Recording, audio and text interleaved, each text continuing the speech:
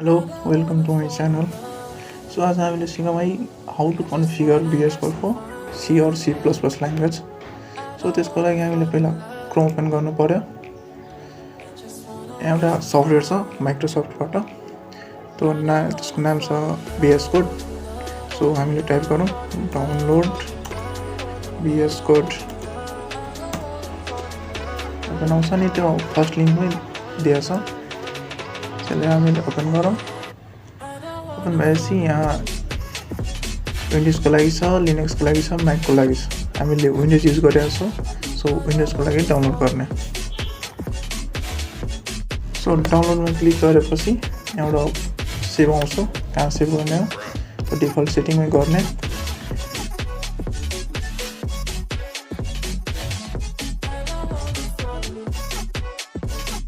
Download भइरहेछ. यसलाई म भिडियो फास्ट गरिदिन्छु.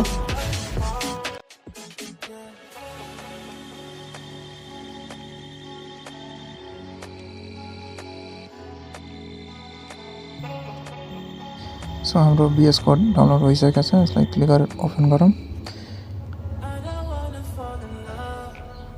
अनि रनमा क्लिक गरौँ अनि इन्टरफेस आउँछ. एग्रिमेन्ट भन्छ एक्सेप्ट गर्नलाई. हामीले त्यहाँ क्लिक गरौँ, एक्सेप्ट गरौँ अनि नेक्स्ट गरौँ. नेक्स्ट फेरि गरौँ. अटोमेटिक डिफल्ट नेक्स्ट नै गरौँ अनि यो टिक लगाउने. त्यहाँ टिक लगाएपछि हामीले फेरि नेक्स्ट गर्नुपर्छ. नेक्स्ट गर्न अनि इन्स्टल गर्ने. मैले यहाँ भिडियो फास्ट गरिदिएको छु.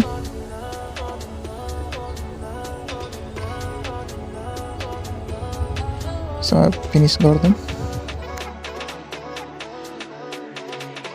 सो फिनिस गरेपछि आफै यो अटोमेटिकली VS Code ओपन हुन्छ. ओपन भएपछि त्यहाँ एक्सटेन्सनमा क्लिक गर्ने हो. सिक्न क्लिक गरेपछि त्यहाँ सर्च गरौँ कोड रनर. अब चाहिँ कोड रनर टाइप गरौँ. माथि आउँछ कोड रनर. त्यो फर्स्टमा क्लिक गर्ने हो फर्स्टवालालाई अनि इन्स्टल गरौँ. इन्स्टल हुन्छ. इन्स्टल भएपछि फेरि अर्को एउटा एक्सटेन्सन छ C++.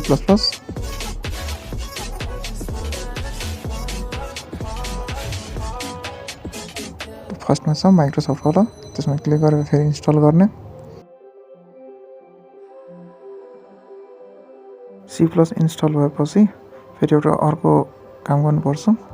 त्यसको लागि फेरि यो VS Code बन्द गर्ने अनि फेरि ओपन गरेर फाइलमा क्लिक गर्ने हो. फाइलमा क्लिक गरेपछि प्रिफरेन्सेसको अप्सन हुन्छ. त्यसमा गएपछि सेटिङमा जाने. सेटिङमा क्लिक गरेपछि त्यहाँ तल एउटा अप्सन छ एक्सटेन्सन. एक्सटेन्सनमा क्लिक गर्नु. त्यसपछि रोड रनर कन्फिगरेसन भन्ने अप्सन हुन्छ. त्यसमा क्लिक गर्नु. क्लिक गरेपछि यसमा खोज्नु रन इन टर्मिनल.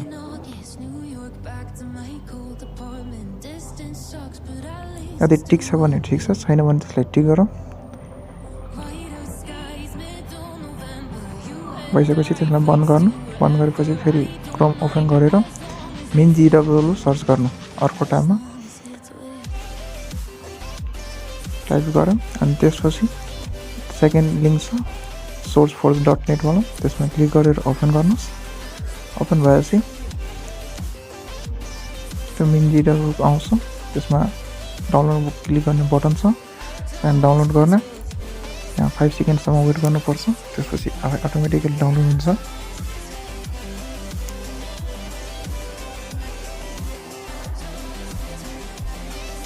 सेभ गर्ने अनि डाउनलोड हुन्छ. डाउनलोड भएपछि त्यसलाई ओपन गर्ने. ओपन भएपछि त्यसलाई इन्स्टल गरौँ अनि कन्टिन्यू. अनि यसमा डाउनलोड हुनलाई नि इन्टरनेट पनि चाहिन्छ. सो मैले यहाँ अहिले भिडियो फास्ट गरिरहेको छु.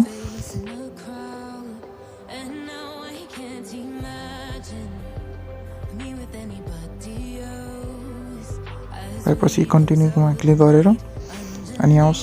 अनि यहाँ सिलेक्ट गर्ने. मा गरौँ GCC G++. मार्कमा गरौँ अनि इन्स्टलेसनमा क्लिक गरेपछि अप्लाई चेन्जेस अप्सन आउँछ. त्यसमा क्लिक गर्ने. त्यसमा क्लिक गरेपछि अप्लाई गरौँ. यहाँ पनि इन्टरनेट कनेक्सन चाहिन्छ फाइल डाउनलोड हुनलाई. यहाँ केही भिडियो फास्ट गरिरहेको छु.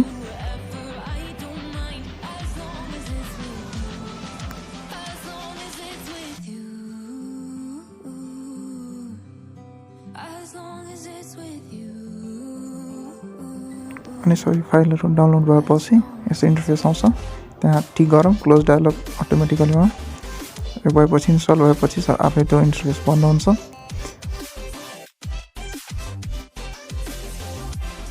इन्स्टल भएपछि यसलाई बन्द गरौँ। त्यसपछि फाइल एक्सप्लोरर ओपन गरौँ। ओपन भएपछि डिएसपीसीमा गएर लोकल डिस्क सी बनाउन ड्राइभरमा क्लिक गर्ने।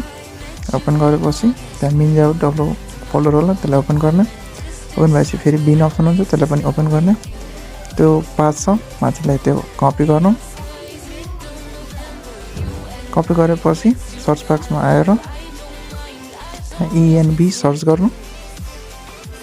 इन्भाइरोमेन्ट भेरिएबलको आउँछ, त्यो कपीलाई सिस्टम पाथमा एड गर्नुपर्छ। त्यसैले आएपछि इन्भाइरोमेन्ट भेरिएबलमा क्लिक गरौँ। त्यसपछि युजर माथिको वहाँ पाथ छ अप्सन छ, त्यहाँ क्लिक गरेर एडिट गरौँ। एडिट गरेपछि न्यूमा क्लिक गरौँ अनि त्यो कपी गरेकोलाई यहाँ पेस्ट गरौँ। पेस्ट गरेपछि त्यसलाई ओके गरौँ। फेरि ओके एड गरेपछि राइट स्क्रिनमा राइट क्लिक गरौँ त्यो चेक गर्नलाई। काम गर्छ गर्दैन, त्यसरी न्यू फोल्डर ओपन गरौँ। गरेपछि नाम राखौँ सी। त्यसलाई फेरि ओपन गरेर अनि राइट क्लिक गरेर ओपन विथ कोड गरौँ। अनि अटोमेटिकली त्यो VS कोड ओपन हुन्छ।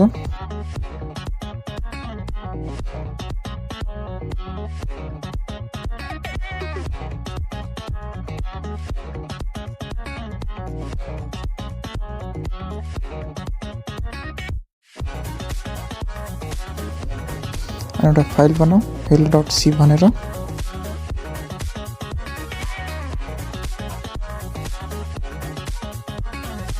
फाइल क्रिएट भएपछि हामी कोड लेखौँ।